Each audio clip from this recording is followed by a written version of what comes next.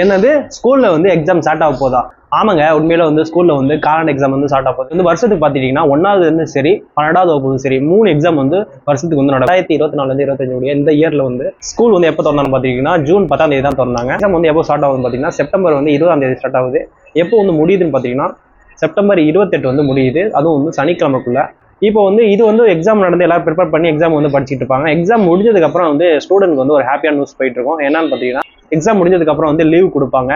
இந்த லீவ் பார்த்துட்டீங்கன்னா இது வந்து ஒரு பக்கம் ஹாப்பியா இருந்தாலுமே இன்னொரு பக்கம் உங்களுக்கு வந்து ஸ்டூடெண்ட் வந்து ஒரு பேடான நியூஸ் தான் வந்து போயிட்டு இருக்கு. என்னன்னு பார்த்தீங்கன்னா எப்பவும் வந்து எக்ஸாம் முடிஞ்சதுக்கு அப்புறம் வந்து 1 வீக்கு மேல தான் வந்து லீவ் கொடுப்பாங்க. ஆனா இந்த வருஷம் பாத்தீங்கன்னா வெறும் 4 நாள் தான் லீவ் கொடுத்துருக்காங்க. எக்ஸாம் வந்து என்னைக்கு முடியுதுன்னு பாத்தீங்கன்னா செப்டம்பர் 28ஆம் தேதி முடியுது.